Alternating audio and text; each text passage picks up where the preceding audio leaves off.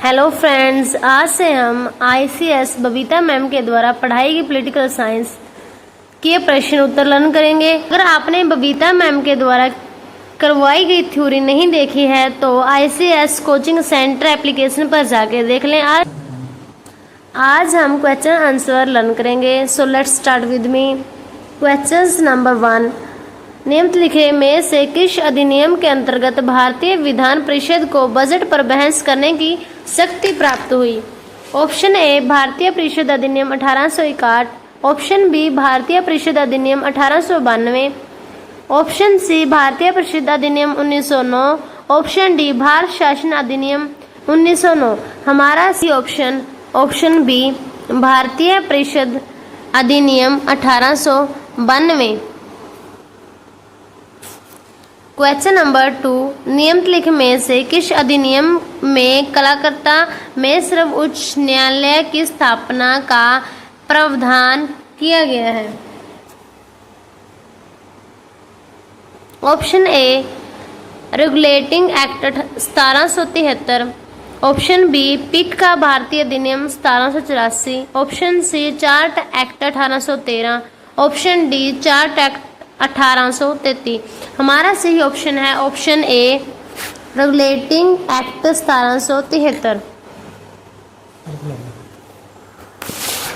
Question number 3, निम्नलिखित में से किस एक अधिनियम द्वारा भारत के संघीय न्यायालय की स्थापना की गई थी? ऑप्शन ए भारतीय परिषद अधिनियम 1861, ऑप्शन बी भारत सरकार अधिनियम 1919, ऑप्शन सी भारतीय सरकार अधिनियम 1935, ऑप्शन डी उपरोक्त में से कोई नहीं। हमारा सही ऑप्शन है ऑप्शन डी उपरोक्त में से कोई नहीं। क्वेश्चन नंबर 4, केंद्र में द्वैध शासन किस अधिनियम के अंतर्गत स्थापित किया गया? ऑप्शन ए 1909 के अधिनियम, ऑप्शन बी भारत सरकार अधिनियम 1939, भारत सरकार अधिनियम 1935, ऑप्शन डी भारत स्वतंत्रता अधिनियम 1947।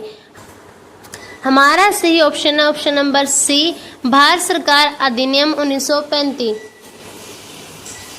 नंबर 5, भारतीय विधान पालिका प्रथम बार द्विद सदनीय बनाई? ऑप्शन ए 1892 के भारतीय कौंसिल एक्ट द्वारा, ऑप्शन बी 1909 के भारतीय कौंसिल एक्ट द्वारा, ऑप्शन नंबर सी 1919 के भारत सरकार अधिनियम द्वारा, ऑप्शन डी 1935 के भारत सरकार अधिनियम द्वारा। हमारा सी ऑप्शन नंबर सी 1919 के भारत सरकार अधिनियम द्वारा। क्वेश्चन नंबर 6, राष्ट्रपति की अध्यादेश निर्गत करने की शक्ति प्रेरित है? ऑप्शन ए भारत सरकार अधिनियम 1919, ऑप्शन बी भारत सरकार अधिनियम 1935, भारत सरकार अधिनियम 1909, ऑप्शन डी भारत सरकार अधिनियम 1947। हमारा सही ऑप्शन है ऑप्शन बी भारत सरकार अधिनियम 1935।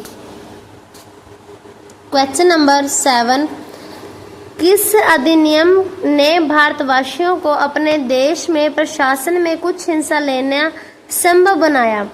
Option A charter act 1833, option B charter act 1853, option C government of India act 1858, option D India council act 1861।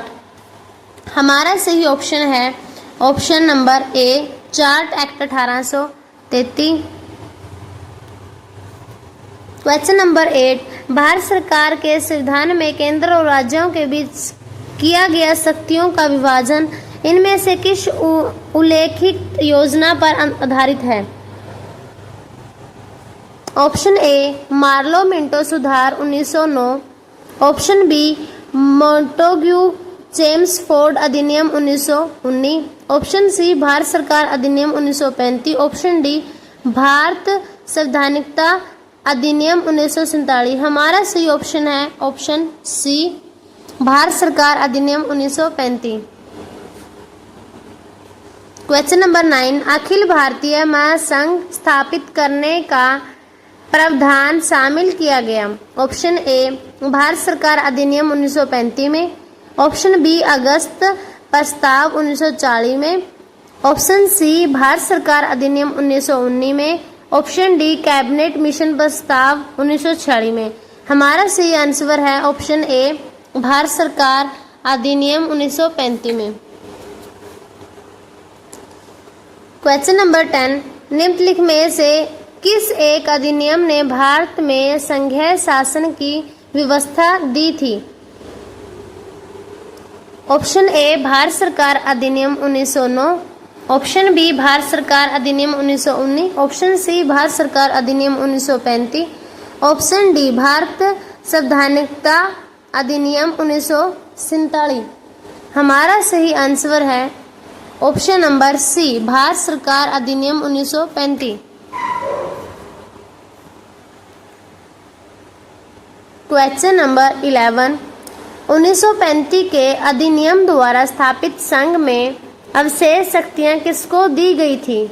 Option A संघीय विधान पालिका को, ऑप्शन बी प्रांतीय विधानमंडल को, ऑप्शन सी गवर्नर जनरल को, ऑप्शन डी प्रांतीय गवर्नर को। हमारा सही आंसर है गवर्नर जनरल को। क्वेश्चन नंबर 12, एक निर्वाचित संविधान सभा द्वारा भारत के संविधान का निर्माण करने का प्रस्ताव किया गया था। ऑप्शन ए साइमन कमीशन द्वारा, ऑप्शन बी भारत सरकार अधिनियम 1935 द्वारा, ऑप्शन सी क्रिप्स मिशन द्वारा, option D Britain cabinet delegation द्वारा। हमारा सही आंसर है ऑप्शन सी क्रिप्स मिशन द्वारा। क्वेश्चन नंबर 13, कैबिनेट मिशन योजना के अंतर्गत संविधान मंत्रिक परिषद में प्रत्येक प्रांत को आवंटित सदस्य संख्या निर्धारित करने के लिए एक प्रतिनिधि कितनी जनसंख्या के अनुपात में था?